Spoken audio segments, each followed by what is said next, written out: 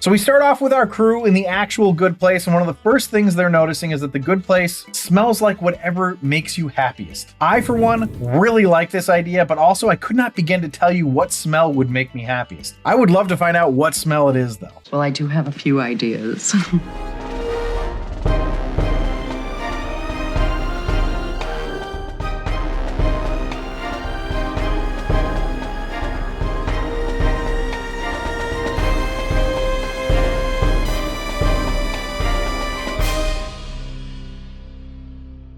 Welcome back to another episode of The Rank. I'm John, and today we're going to be ranking the next episode of The Good Place. Now, for any of you who are new to the show, haven't seen it before, the agenda is as such. We do the potent notables, which are just a couple facts or tidbits that we found out about the episode or show. Then we go into the episode overview, where we talk about everything that happened in the episode. And then we do the rank, where I rank the episode in 5 categories on a scale of 1 to 5, 1 being the worst, 5 being the best. And this is all to figure out what is the best sitcom of all time. So we're ranking individual sitcom. We rank every single episode. We average out the rankings, and that gives us a total ranking for the show. Now, if you're enjoying these episodes, or you just like The Good Place and enjoy consuming content about it, then please consider subscribing and or following. Like the episode, comment. You can shoot us an email at info@therankpodcast.com with suggestions, questions, whatever. I will answer them. And if you really super duper like it, consider becoming a patron on our Patreon account at patreon.com/therankpodcast. Now, today we're going to be ranking the 10th episode of the 3rd season of The Good Place, titled The Book of Dougs, written by Kate Gersten and directed by Ken Whittingham. And of course, for the sitcoms that have already been out for a long time and are available via streaming, there are going to be spoilers, so spoilers ahead. That's your spoiler warning. Let's get started with the potent notables. Potent notables. So this episode aired Thursday, January 10th, 2019. This week, we have some interesting changes to the NBC lineup. They're starting the spring season, so they switched some stuff up. For a long time, The Good Place had been on the 8:30 time slot between Superstore at 8 and Will and Grace at 9. Well, no more. And something that used to be pretty rare, but now has become more prevalent thanks to the streamers, NBC picked up Brooklyn Nine-Nine after Fox dropped it and moved it into the 9 o'clock slot and put The Good Place right after it at 9:30. They had something called Titan Games on from 8 to 9, but I have no idea what that is, so it will not continue to be mentioned, other than that it had the highest viewership for NBC that night. So now The Good Place is between Brooklyn Nine-Nine and Law & Order SVU, so we'll see if it helps any. At the very least, it went up 200,000 viewers this first week, going from 2.576 million to 2.722 million viewers. It lost about 800,000 from its lead-in. It's no longer going up against Young Sheldon. Instead, it was up against a rerun of Fam, which I also don't remember, which had 7.343 million viewers on CBS, and a special called Truth and Lies, Monica and Bill on ABC, which got 3.683 million viewers. On Fox, it was up against The Orville, and on the CW, there was a special called Roswell Mysteries. Thankfully, it at least beat that one, but it didn't beat The Orville. But the football season is over, so there won't be any Thursday night football updates this week. Sorry, Antonio. Now, wait a minute. I'm sure everybody else out there is happy. Antonio's probably going to throw a fit, but sorry, man.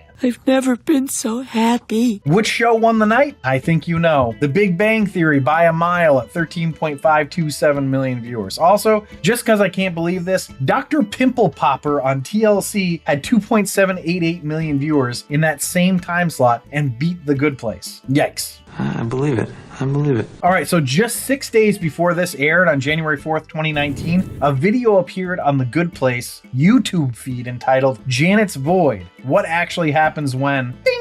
It consists of 5 hours of Janet standing around in her void, occasionally disappearing. YouTube commentators soon noticed that her disappearances were about 22 minutes long, which is the length of an episode. So that's kind of funny. Is it? And finally, this one is just because I've been enjoying the world building over the past couple episodes. Michael Schur consulted with Lost executive producer Damon Lindelof on world building when he undertook this project. So there you go. Those are the potent notables. Let's go to the episode overview. So we start off with our crew in the actual Good Place, and one of the first things they're noticing is that the Good Place smells like whatever makes you happiest. I, for one, really like this idea, but also I could not begin to tell you what smell would make me happiest. I would love to find out what smell it is, though. Well, I do have a few ideas. Weirdly though, only Eleanor had a smell. Like, Chidi's smell was absolute moral truth. Jason's was Blake Bortles winning Super Bowl MVP, though it was also weed, so I guess there's that. But after we get through their respective smells, Gwendolyn shows up and she's just super nice, to the point of being naive, it seems. Though, I suppose in The Good Place you don't need to worry about naivete because nobody would lie to you. Gwendolyn shows them around the mailroom and points out a door to the Good Place, which Eleanor desperately tries to get through. She tries picking the lock, even throwing a lamp at it, all to no avail. Chidi, though, is going to be there for Eleanor, even saying that they love each other. Now, this is the first time I've heard Chidi say he loves Eleanor, and I feel like their love story has been rushed weirdly. I know that sounds odd because we've had 2.5 seasons of them, but this version of them has only been a few episodes, and I would have liked to have seen them play more with it. I know I keep saying this, but I just can't help it. I'm surprised how disappointed I am by it. While Chidi and Eleanor do it, literally, Tahani, Jason, and Janet discuss Janet's previous love and marriage to Jason, and Michael tries to meet with the Good Place committee, as he's still convinced that the Bad Place has been tampering with the points. He actually does end up getting to meet with them after using the forbidden phone. Why was it forbidden? I don't know. No idea. The Good Place committee does seem to see that there's a problem and acknowledge it, but their solution is to spend 1,400 years putting together a team and investigating the team to make sure there aren't any conflicts. It makes the Good Place look like a bureaucratic nightmare. It turns out, though, that it's not the Bad Place tampering with points at all. Connie's attempts to help the situation between her, Janet, and Jason keep backfiring. She asks Michael for help, but in asking, she says that there are so many unintended consequences to well-intentioned actions, which gives Michael a eureka moment. He realizes that people aren't getting in because every day the world gets more complicated and therefore harder to be a good person. I just absolutely loved this premise. Maybe it worked for me better than others. I mean, you guys let me know. Did this sort of storyline work for you? But I just think it's fantastic. Now, armed with this knowledge, Michael is going to bring everyone to see the judge. Of course, he happened to call the judge just before poor Gwendolyn found out that they've been lying to her, and she's never been suspicious of anyone before. It's kind of sad, actually. I'm sure on the next episode we're going to find out what the judge thinks of all this, but for now, let's go to the rank. A rank.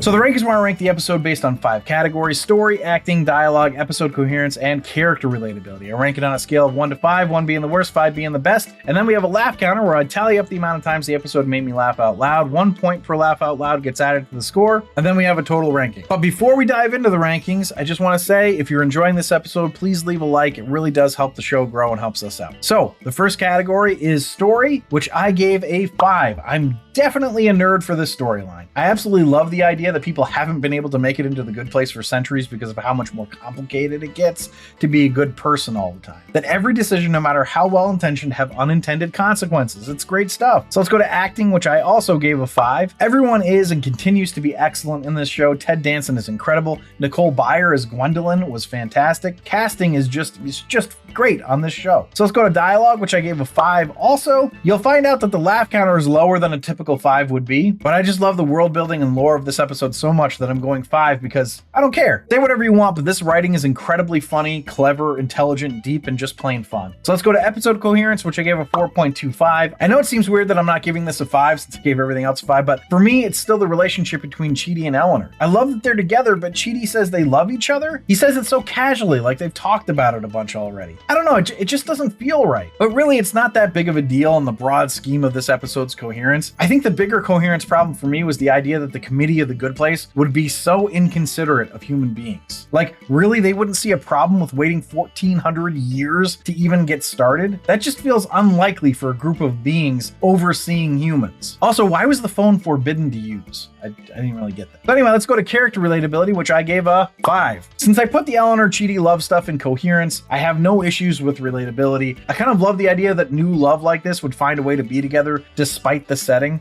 I love that Tahani is trying to help but just can't make anything better. I think that's really relatable. The characters are so well developed that they're typically just very relatable in general. So that brings us to the laugh counter, and obviously it's not going to take much to be in the top 3 tiers. Honestly, if it only got me to laugh 6 times, it would be I'd watch it again. But in this case, it got me 16 times. So that puts the total at 40.25, which means it's the meaning of life. This puts the series average at a 38.2, which is in the holy grail. So thanks for listening and or watching. If you'd like to see a list of our our episode and series rankings, you can do that on our website, therankedpodcast.com. Remember to subscribe, review, and comment, and please consider supporting us on our Patreon site at patreon.com/therankedpodcast, where you'll get access to all of our archived episodes. Also, if you enjoyed the episode, please leave a like. It really does help us out. But I will leave you with this. It took 521 years for someone to notice a problem with the points, or about the waiting period for the next Game of Thrones book. It's funny because it's true. Little dig at George R.R. Martin, apparently. That's what I decided to do.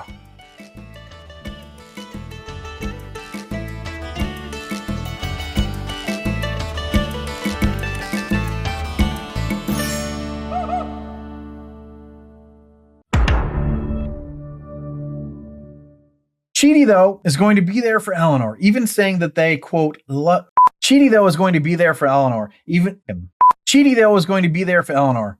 Fucking great. Now that's going to be on the fucking blooper thing. Yeah, you guessed it.